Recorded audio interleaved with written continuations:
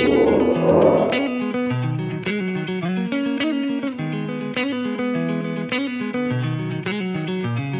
are Talkin Baseball, NorthJerseySports.com's original multimedia series, talking all things baseball across North Jersey. This is Season 6, Episode 2, and we have a body of work to go by now here, about almost 2 weeks into the new season. I am Corey Doviak, being joined by now last in the season debut of Talkin Baseball. He was Joey Face Mask. He was back on the base paths calling outs and balks and everything else as the newly minted umpire. But then, we had some laughs and new nickname, ha ha ha. But now this week, you try to schedule a show with a co-host, and he's not available this day. He is available this day until he tells you that he can't do it this day and that he'd like to do it another day, whatever time I want, until he can't do it at that time, and then it has to be at his time. As we welcome in our co-host, a returning moniker, Joey Prima Donna Sutera. What's going on, Joey? Well, I look forward to this show because it's actually one of the few times that I'm actually relaxed. I enjoy it. We have fun. We do that. We talk about the things we love to talk about, and I think that's a skewed picture that you're painting to people, because I sent you a simple text and said, "Can we do the show tomorrow night?" That's all I said, and you sent back, "Yep." So you're making it seem as though I gotta beg and plead, or I whine and bitch and moan about when I can do the show, when it was a simple question. Because if you would have said, no, Joe, we'll do the show tonight, have to do it tonight, I would have done it. See, but I don't like to be rushed and crammed and 11th hour stuff. I like to be able to relax. And last night it would have been a little bit tight. So I said, I don't want to make him feel guilty and pressure the show.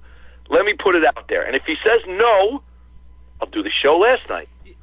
But you said, yep, and then I didn't hear again from you. So you're telling the people that I'm being a prima donna when that's not the case. It was a simple question.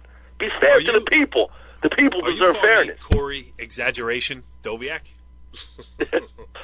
Corey Embellishment Doviak. I will take that. I have been called worse, and I appreciate that. But no problem. I no respect problem. You though. I mean, I know you're an administrator. I mean, you are the principal of Woodridge Junior Senior High School over there. That's a bastion of higher education. I know that takes time. I know you have 13 kids. Yes. I know they all play baseball. You got 13 boys over there in one house in Dumont, and you got, you're keeping the Dumont Little League afloat there with your association fees and everything else. So, I'm trying to be accommodating. Maybe you should change my name to Corey Accommodating Doviak. I appreciate that, but Corey, you did kind of indirectly do me wrong last week, because you took. Now, you've established, and everybody knows that I'm back into umpiring, and anybody that knows me and umpires, it's kind of ironic that I am now dressed in blue. Right, because you. As a matter of fact, I think. I think tough. Yeah, I wasn't not disrespectful. I was tough. I didn't stop. I get it, and that's why I get everything that comes my way. Right. I deserve. All right. Which I'll get to in a minute.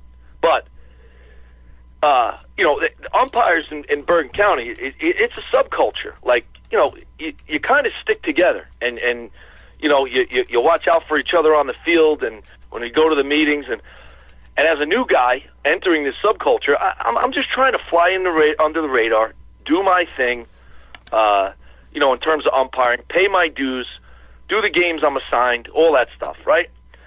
So everybody that listens to the show, a lot of them are umpires, know that Corey Doviak and Joe Sutera do a show together. Very popular, very popular. So when you take very popular show, when you take pictures at games, you need to understand the repercussions of those pictures, because indirectly you hang umpires out to dry, as you did with one Ed Ahern the other day.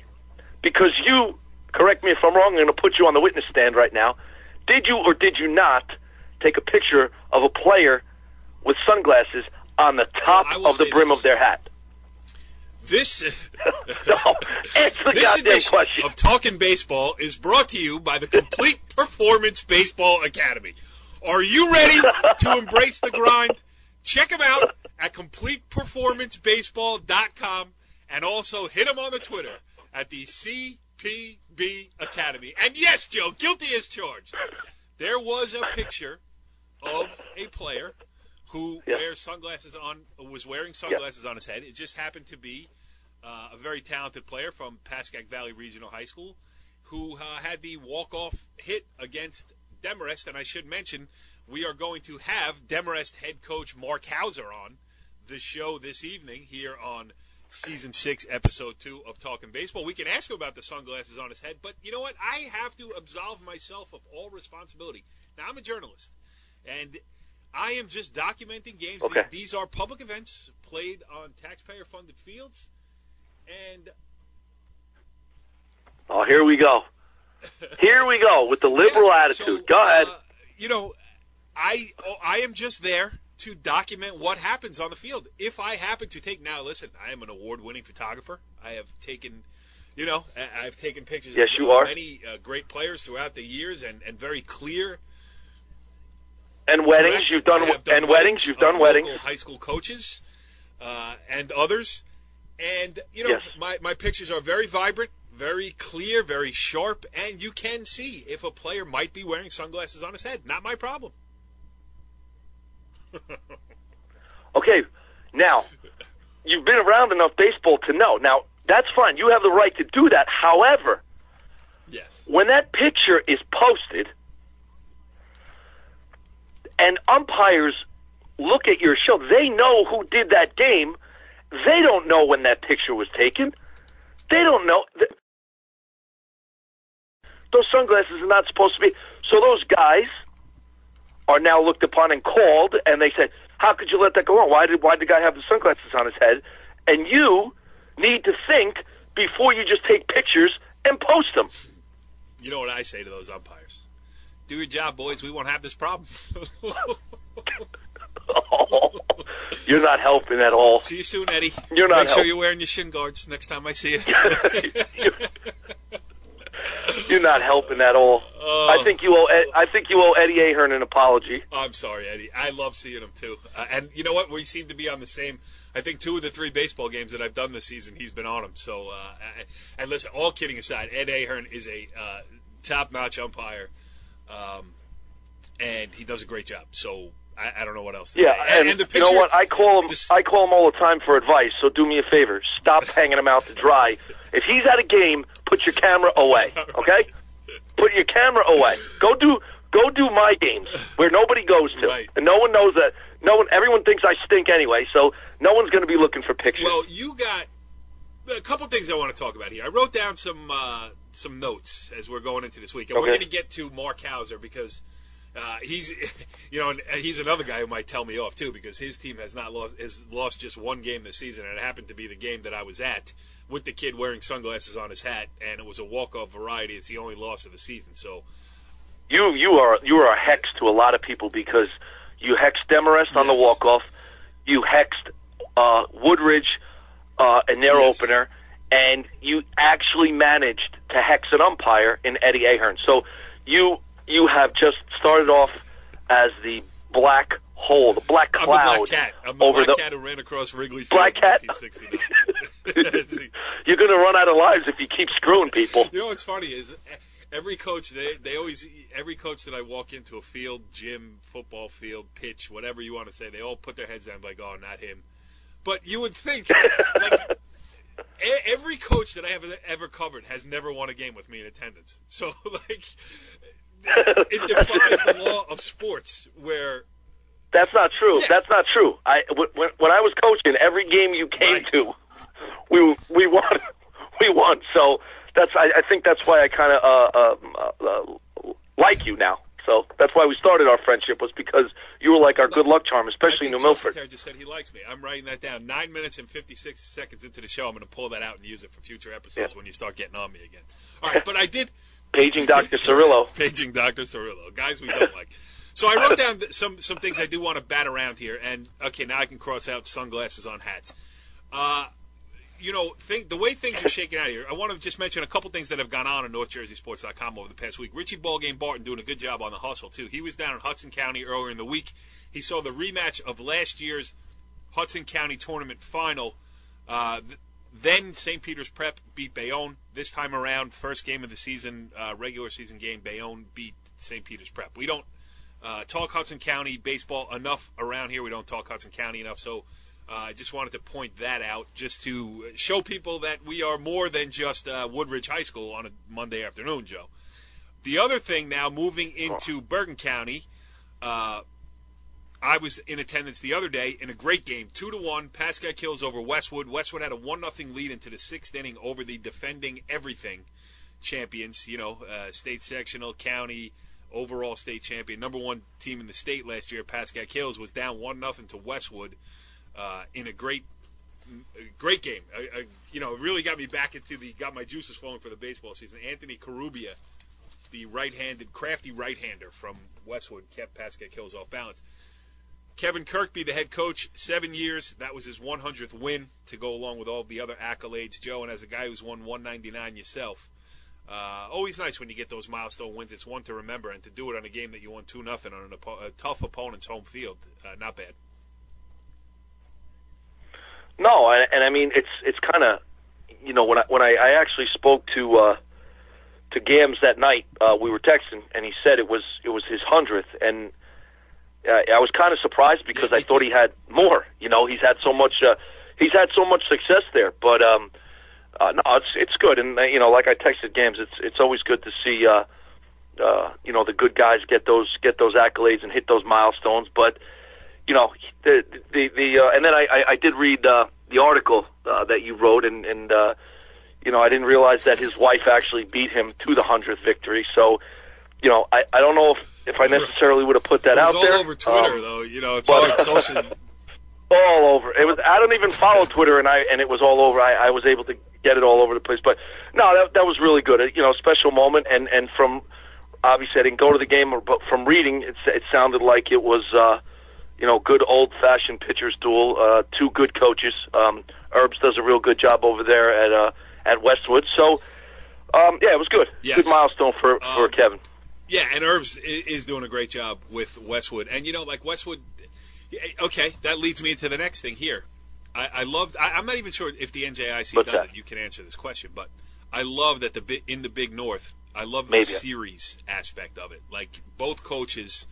Westwood played great, and then because of a rainout, they had to play each other again the next day. So, yeah. Yep, I love it. I really do. And honestly, I think if they did that, Corey, I honestly think I could be wrong here, but if both Big North and NJIC did that, I honestly think it would be a officiating problem if they played those. Back to back. I'm not sure. I could be wrong because of the Tuesdays, who plays Tuesday, who plays Thursday, and Monday, Wednesday, Friday, that type of thing, but kind of disconnected with that. But I'll tell you who told me about that. My old athletic director, Frank Violante at Glen Rock, told me years ago, before they did it, that's what they used to do in New York, because I used to talk the game up to him a lot. He was very successful up where he was in Dobbs Ferry as a baseball coach, and he said one of the things he thinks New Jersey should do is what New York does, and play those back to back, whether Monday, Wednesday, and I think that leads to Core. There's just, I don't want to get off it too much, but there's just no more parity. There doesn't seem to be any parity in not only high school baseball anymore. It just seems to be that's. Throughout high school sports. Let's there's another note that I made and that we discussed a little bit before we came on the air here. Let's turn to it a little bit. Because, for as fun as it is when two good teams have to play each other back to back, it's no fun when one good team and one bad team have to play each other back to back. And, a team could take lumps on back-to-back days. That doesn't make it any fun. And, it's getting harder and harder to find, we find this in football too, parity in the schedule, or at least scheduling like against like is such a big part of all of the issues that have gone on with high school football. And we talked about it all during the football season, and you know, teams trying to make the playoffs with schedules that are watered down a little bit, and other teams trying to find teams that are of like, so they're not beating teams 60-0 and all those other things. It just seems let's move it back into baseball here, you know, because you were umpiring a game the other day. I don't even know if we should mention the teams, but one of them was non-competitive, and it's just, you know, there are a couple of teams in the NJIC who have 13 kids on their roster, and you know, they're struggling for numbers, let alone have a pitching rotation, all that kind of thing. It's participation in all sports. You know, people say in football it's the concussions and everything else, but then how do you explain it everywhere else where there's just not enough kids to go around to fill out all of these sports that, you know, we've spent years building up, you know, more opportunities. When I went to Powell Park, in the fall, we didn't even have a soccer team. You had football or cross country, and that was it. You know, now every team does its best to field as many teams as possible to give as many kids opportunities to play. Forget varsity sports, but just to participate in high school sports, and it's going the other way, Joe. I think a lot of it has to do with. I mean, to me, I just see a top and I see a bottom. I don't see anything in the middle, and I think that across the spectrum of high school sports, if you look back to 90, I'll go to when I was with at Rutherford. If you look at the old BCSL American, where you had Cliffside Park, you had Rutherford, you had Westwood, Riverdale, you had Riverdale, and I may be leaving out some, but those four off the top of your head, every single time those teams played each other, you were winning your leagues back then with 4 losses, 5 I don't know, losses. Did you mention Cliffside? I mean, the Cliffside heyday was, you know, John Brunell. You said that. Okay. Yeah, yeah, you're right. I mean, Cliffside, people forget how good Cliffside was the first one. Early 2000s. I mean, under John Brunell, they made a couple of Bergen County Final Fours. Yeah, and then, you know, and at that same time, in the early 2000s, you had Rutherford with Wadika and Jimmy Wadika and Jack Egbert, who had a run of 3 years there, and you know them and Cliffside and Riverdale and Westwood, and you know the kid John Stewart and from Westwood. I mean, you threw a kid out there, and I'm not saying that there's not good players now. That's not what I'm saying. It just seems as though the supporting casts, you still have your standout players on your top teams and even you know on your lower teams, but as good, if not better, than they've ever been. The top-notch player. And Court, maybe I'm wrong, but do you think maybe a lot of it has to do with the specialization of what kids are doing now? Like they're going to concentrate on one sport. Yes, you know, does it have to do with, you know, because let's look at the top heavy. You know, you're top heavy with your parochials. So do those publics now? Does that mediocrity and that parity disappear because those kids that would be standout players at their public schools and go up to these parochials, maybe, you know, they're not that standout there and they're role players up there, but it depletes what the publics have in terms of their ability to compete. So it's an age-old, I think it's cyclical, where it just, you can talk about parochials, you can talk about specialization, but I think there's just no more parity. I mean, even when, from Corey, 04, 03, 04, 05, the BCSL Olympic at New Milford, it was New Milford, it was Palisades Park, it was Cresskill, it was Park Ridge, and I'm talking specifically baseball, that, you know, you went out there and it was just a bloodbath every single time you took the field. And, you know, the teams were evenly matched in terms of talent, and there was a parity there. Just don't see it anymore, man. You don't. And not just baseball, across the board. You know, we always kid around with paging Dr. Cirillo, but, you know, Palisades Park superintendent of schools, Joe Cirillo, the former Powell Park head baseball coach. We were at the Palisades Park Hall of Fame, Athletic Hall of Fame. We both serve on the committee or whatever, and we were just talking about the game that they played in the county tournament against Old Tappan, and I think they lost 2-1. They gave Old Tappan everything they can handle. Now, the difference between a Powell Park and the lower, echelon of the NJIC versus, an upper echelon Big North team. I mean, if Pal Park plays Old Japan today, it's a 30-0 game before you can even get to the and it's not taking away anything from Pal Park. Like, it's just that the numbers aren't there. I saw Pal Park did a feature. They do a nice job. They have a thing called the Palisades Park News Source, which is, little videos that kids make. It's great. Right. I mean, I follow them on Twitter and it comes out, but, I'm watching the baseball preview and they have 13 kids. Coach said, pitching's going to be a problem. Well, of course it is when you only have 13 kids, Right. So right. It's it is. Right. It's something you hope it turns back around because you got to, kids got to move their feet. You know what I'm saying? Get off the fort. Kids, if you're listening to this, definitely. Get off the Fortnite, get in a uniform and play a game. And we'll talk about you here on Talkin' Baseball. I'm going to save the rest of it because we're getting later in the show than I wanted to before we bring in Mark Hauser here. So we're going to get to that. There's still a couple of other things. I'm going to make some cross-outs, and then we're going to talk what's going on at at the upper echelons of Bergen County baseball, who's been impressing in the first 2 weeks of the season. We will get to all of that stuff. But before we do, joining us on the Complete Performance Baseball Academy hotline, the same head coach who turned down an opportunity to appear in last week's season debut of this very show. We are good enough for him this week as we talk to him here with a 4-1 record on the Complete Performance Baseball Academy hotline. He is Demarest head coach Mark Hauser. Coach, thanks for joining us here on Talking Baseball. Thanks. That was a great introduction and the whole turn down. I get it. But, yes, I was with my family that day, and now I'm watching them from the car as they're practicing softball, and my wife is throwing to them. But I said, I could go to the Yankee game last week, so I apologize for missing that one, but I am watching them as they practice now and live here at the end of your show, so thanks for having me. Joe, last week, could have gone to the Yankee game, could have been on Talking Baseball. I mean, listen, it's, I know which one I would do. He's got kids. Nice try. Yeah, exactly. I'm going to plead the fifth on that core. Well, for those who don't know, Mark Hauser has the greatest nicknames for his three daughters. They are Strike 1, Strike 2, and Strike 3. That's terrible.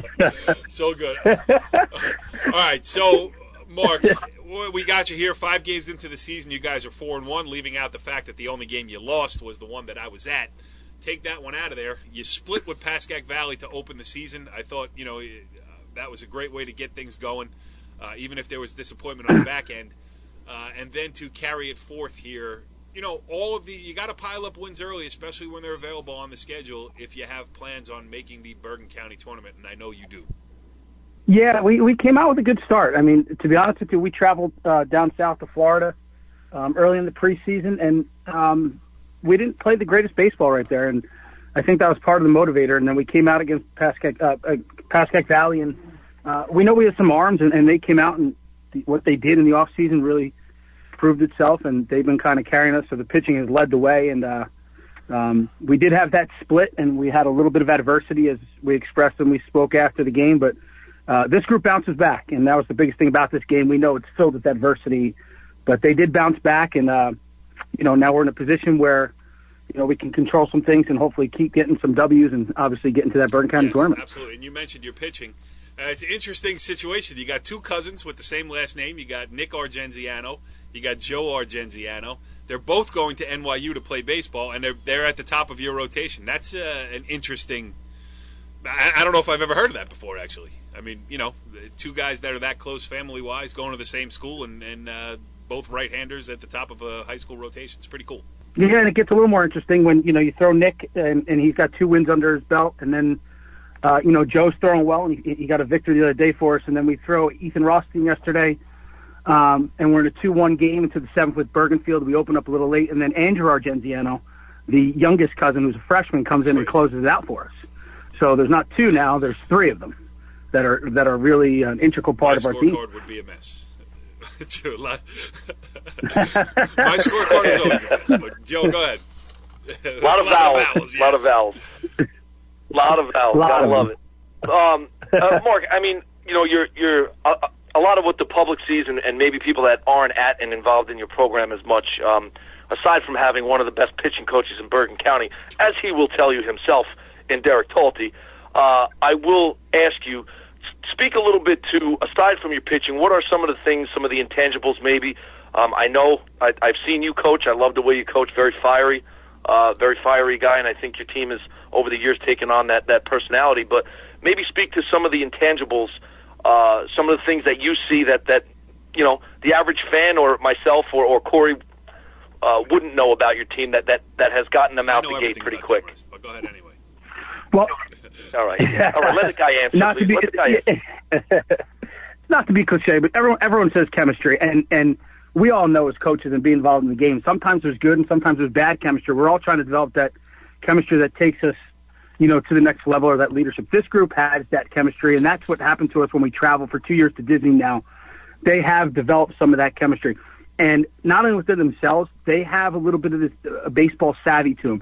What I always preach and what I learned from, my high school and college coaches, one of the things that I always tried to do was I tried to figure out what I was going to do prior to going at bat. I knew when I was going to hit and run. I had an idea when I was going to steal. These kids understand our program. They understand what we're doing offensively. They understand what we're trying to do defensively. They are moving before I am speaking to them this season. 2 outs, 2 strikes on a hitter, righty hitter. My offside outfielder knows he needs to come over and up. There's no bloops on us anymore with that. So we're hitting and running. They're anticipating our offense, when we're going to bunt, when we're going to hit and run, when we're going to do certain things offensively. My catcher saying, hey, coach, first and third, we got 2 strikes on the guy. He's going to change the signs on his own. So the buy-in is there. The knowledge is there. And I think those are the intangibles that, besides always taking BP and throwing the baseball, that this team right now is, leading to have 4 victories. And your catcher is one of my favorite kids. I mean, he's a 3-sport athlete. And, you have a couple kids that play multiple sports. And Joe and I were talking about it earlier, specialization. It's not as big of a problem for you. Nick Argenziano, I don't know what he does in the fall, but I know he plays basketball, and baseball. Joe Argenziano plays 3 sports. Matt Hefter plays 3 sports. Riley, your catcher, Thomas Riley, he plays 3 sports. So, I think that's a big part of it, too. You got kids who like to compete.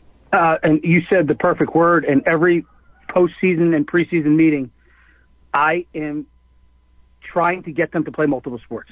Last year, in the past 2 years, I've had 5 seniors go out for football as seniors. And most people think, wow, coach. And it was summer pitchers. Travis Byrne. And, Andrew Khaleesi last year. And what if they get hurt? Well, I can't control that. But you know what? I can't control them competing. There's no substitute for competition. And I preach that. I say it all the time. There's 0 substitute for competition. I did it.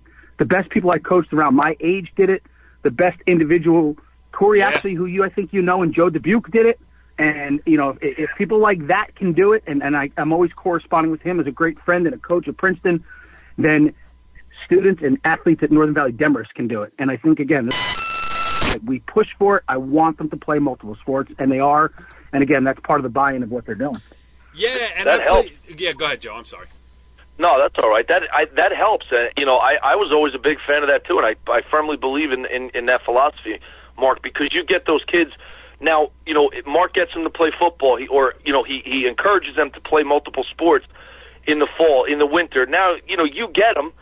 And you'll teach them the game of baseball, and they'll obviously, they buy into your philosophy, and all that's great. But now they've had an opportunity to have that 2 preseasons, or at least 1 preseason of being competitive and being in pressure situations, and so that when you apply what you want them to do in your game plan, if the pressure comes, that they have that much more experience with it, especially at the varsity level. It's a little bit different, still building at the sub-varsity, but you guys get that at a big school. I mean, at small schools, we struggle to do what you guys are doing up there at Demarest, and that's a great thing. Yeah, and let's reflect a little bit. Think, that this is a sectional basketball championship team last year, and a team that was a Hail Mary against Riverdale away in football last year. From advancing. So look at Demarest athletics in general. Why would I not promote them to have coaches like Coach Matola, or if they're running track in the winter with the best track program possibly in North Jersey, whatever sport it is, I'd be I would not be an intelligent coach if I didn't want them to be under other coaches' tutelage. I mean, Coach McCullough coached with the Raiders. Why would I not want my athletes to learn from someone like that? So it just, we're always pushing them to do other things, and I think it is very important. Yeah, that's I didn't know that Tony coached with the Raiders. That's crazy.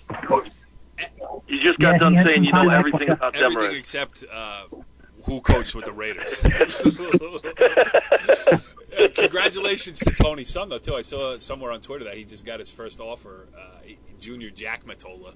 He's going to probably have a big senior year next year, but I saw that University of Albany offered him in football. So probably the first of many, but that's a good one for him. And yeah, I mean, that's true, too.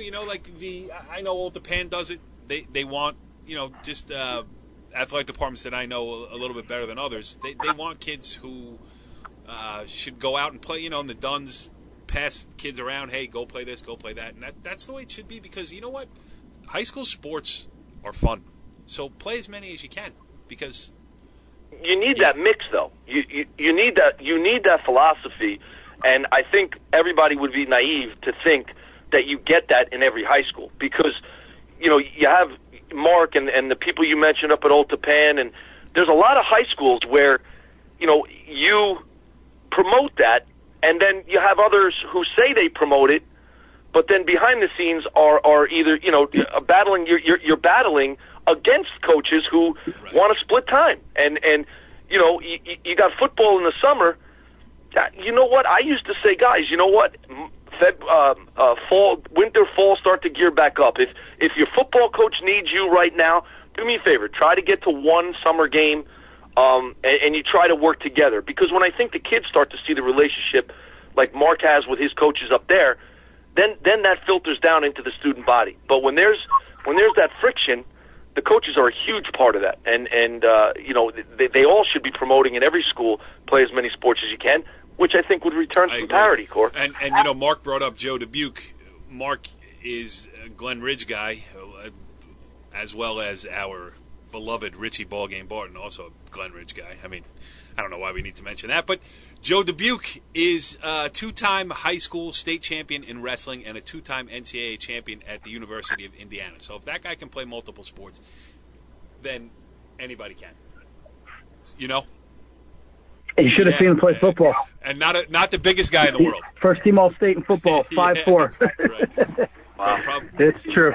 And again, I mentioned every year I've been at Demers, every single catcher I had has been a wrestler. Right. Luca last year, There you go, yep. It certainly does set a tough standard. All right, so moving forward here, obviously you have Bergenfield tomorrow, which is Friday as we tape this.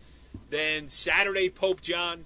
Then the Monday-Wednesday series with Riverdale. Things are about to get real interesting with the Demarest Norseman baseball program. Yes. We take it that way from the beginning, but I understand where you're coming from. That's our, general philosophy as the season starts. But it's here right now.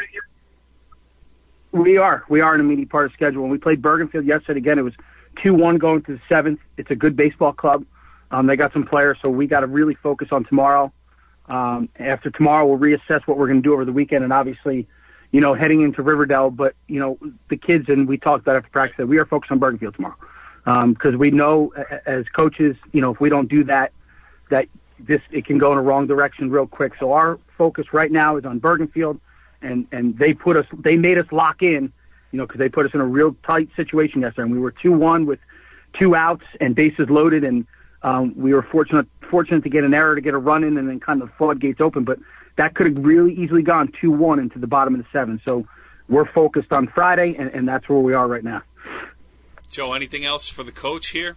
Mark, just one thing. I've never really had the opportunity to ask any Big North coaches how you feel about that. That wasn't me.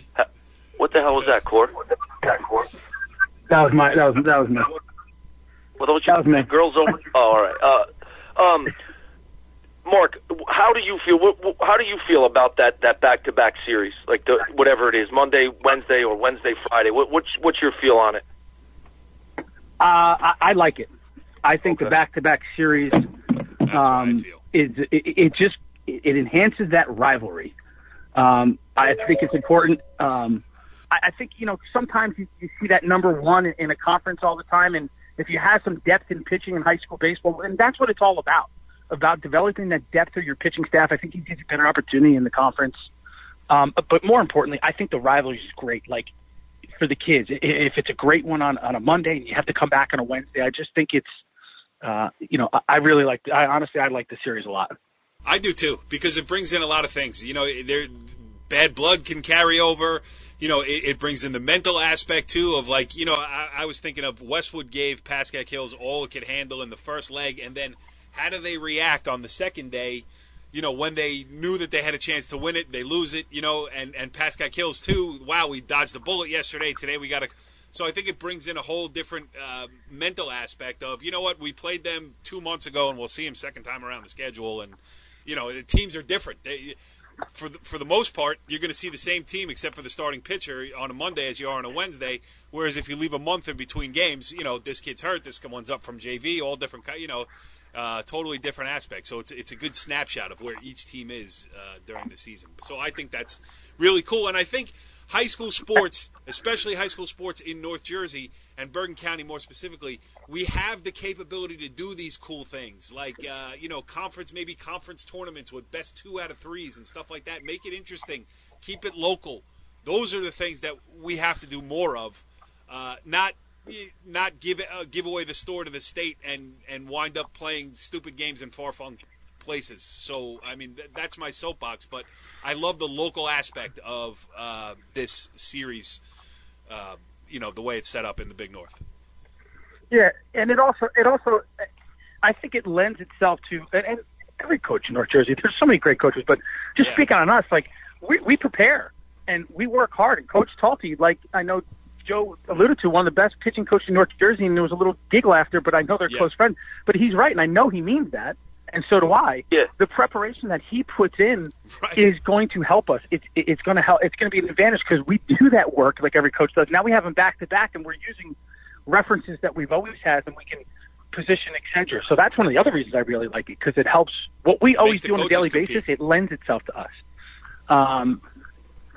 Yeah, and that's part of it. And we all know it's part of it. Not that we control or totally involve ourselves in the game, but it allows us to prepare our kids better to be successful.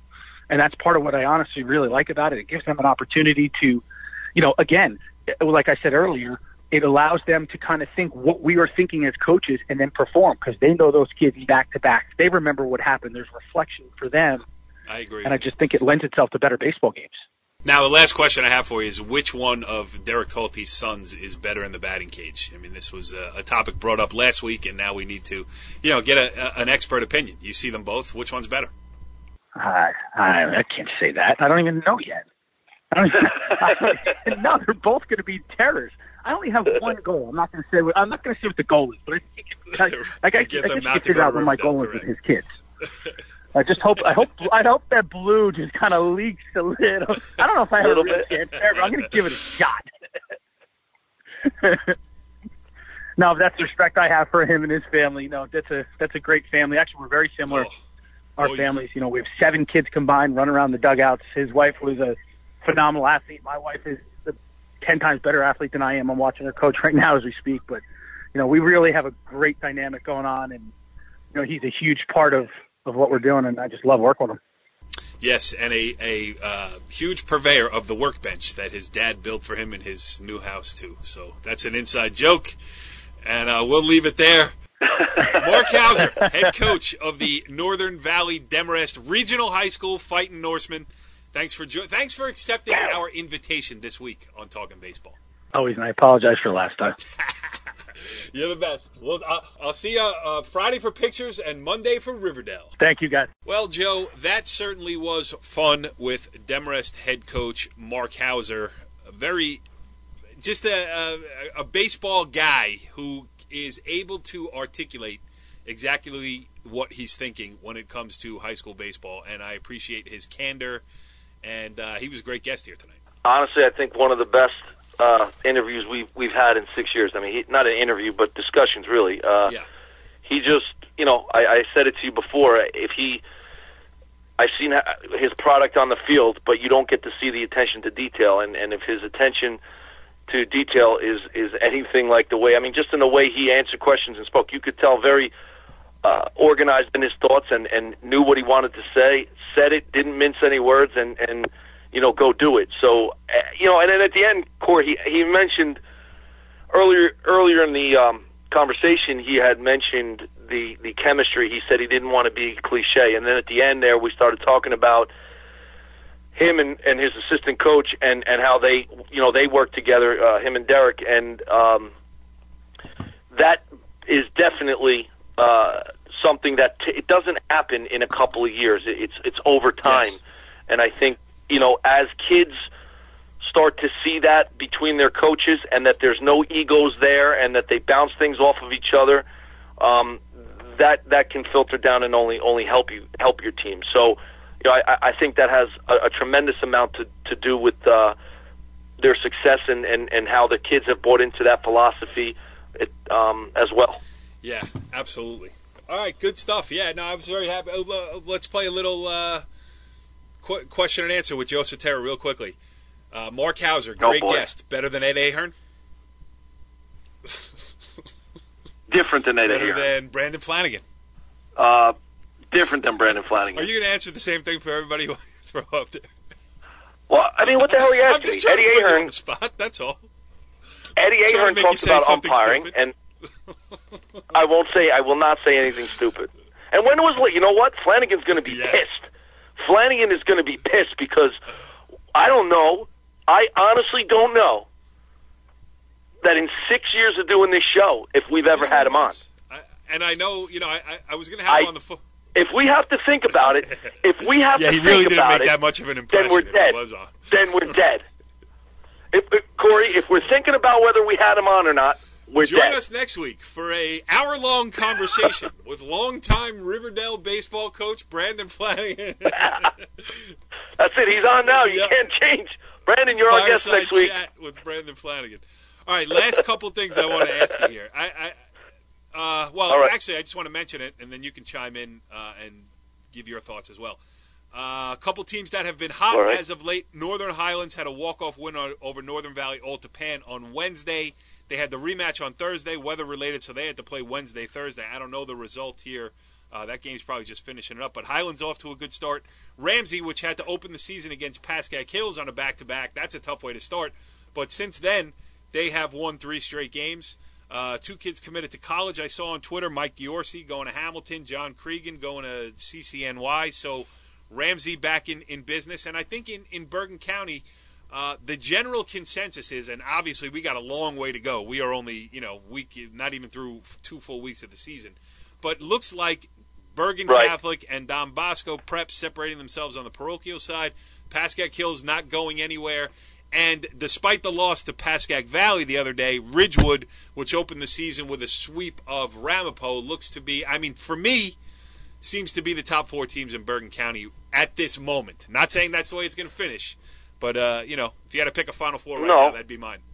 No, I mean, Cora, there's a long way to go, but if you look at how quick it will develop, you're 5 games into the season. The county cutoff will be fast approaching in another 10 games or so.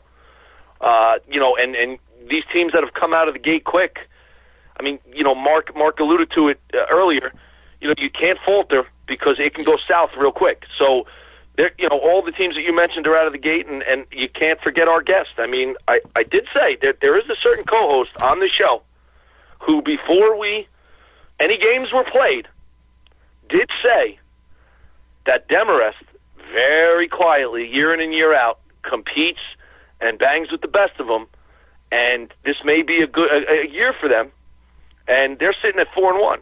And don't forget to mention, we do need to mention, there was a pretty big upset not too long ago in Bergen Tech beating St. Joe's. I am so glad you mentioned it because it was an eye-opener. Bergen Tech they had a decent run last year.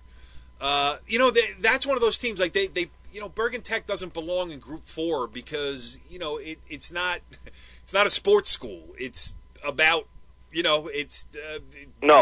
put together the best teams that you can with the players with the unbelievable students that you get into your school. So in basketball, they made the Bergen County Jamboree. Now in baseball, softball, girls soccer, and boys soccer over the years, not in the last year or two, but under Nelson, they've been great. So I give Bergen Tech a whole ton of credit, and they opened up a lot of eyes by beating St. Joe's. That one win will go a long way. If they can just keep it going on a nominal basis, that's one that gets you into the county tournament. On criteria almost. You got to win games. But. Yeah, you still go like now.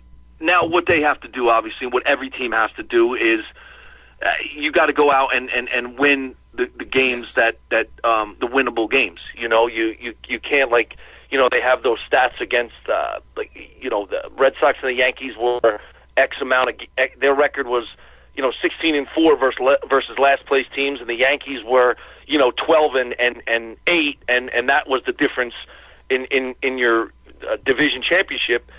In terms of high school baseball, yeah, you beat St. Joe's, great win for them. Don't think anyone ever saw it coming. And they might be saying to you, you guys are just saying there's no parity. We just beat them, but but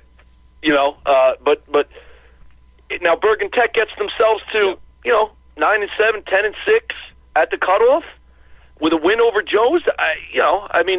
That's what makes it great, man. That's what makes it great. It's keep winning, and everything else will take care of itself. Yep. We got to look around in the NJIC next week. I want to get an NJIC guest. We can go with our friend down there in Rutherford. I don't know if he likes you too much, though. Last time I was Who's? Huh? Oh, you know what I did to him? We're speaking, of course, of my friend Carmen Spina. The funniest thing ever. I was sitting at the county meeting, the preseason meeting, before the season started. And I see him sitting across the cafeteria. I was sitting with Bob Karsich. He's telling me the ropes, what I'm going to have to do next year and all that other stuff. So I text Spina, "Hey, what's up? I see you over there." Now I see him look at his phone, and I thought he looked at my text and put it back in his pocket, right? So then I sent him a text, "Don't blow me off. Oh wait, pick up your." I have to write that down. That's a bleep. Pick up your phone. So now he makes eye contact with me. I hold my phone up and I'm like, "Pick up the phone. Pick up the phone." Hold on, I got to write this all down. These bleeps. Go ahead. So then he sends me a text. He goes, "What's up?" So now I got the correct number, and I'm like, "What?" I'm like, "What number is this?" He goes, "It's Spina." So I sent back, "Oh, I must have your old number." He goes, "That's my daughter's number. I gave her my phone." I felt like such a... I was like, "I'm so sorry. I apologize. I'll never come on the show." I'm the principal of Woodbridge High School. And I'm yelling at you like that. I'm sorry. It's so great. Please apologize to your daughter. All right, so Carmen's not coming on. No, maybe we can find Richie Ballgame did cover North Arlington with a good win over Saddlebrook, handed Saddlebrook its first loss. You talk about teams that never win. When Richie and I were talking about it, we can't remember the last time we covered a winning North Arlington game, like in basketball. I'll tell you what. I had them against Beckton. Beckton threw their number one, kid named Perrine. The kid McKenna from North Arlington started. It was 1-0 game. Kid McKenna homered in the second, 1-0. He held on. The kid Perrine, both kids I think threw 2 hitters. The game was done in an hour and 40 minutes. Clean game. Great game between two good pitchers, and both of those kids are I wouldn't want to face either of those kids. They got good command of the zone, good breaking stuff. They can throw for strikes. They can throw the two-strike breaker to get you to chase and expand a little bit. But really, North Arlington is they're playing confident. And I'll tell you what, they got a group of kids. North Arlington, that team is predominantly sophomores. Yes. And that team, from what I understand from speaking to a friend of mine who lives in North Arlington, like as 8th graders and then like senior Babe Ruth, they went into like the 3rd round of the state playoffs. So They have a little something there. They definitely have a little something going in that in the NJIC. Well, maybe we need to get a North Arlington guest next week. We could do that. We'll look around in the NJIC, see who else is doing stuff. We got a whole season in front of us, Joe. I am glad that we were able to accommodate your schedule this week and get a show done. It was a good job by you. Much appreciated. We'll Thank see you you next week on Talkin' Baseball. Follow the leader.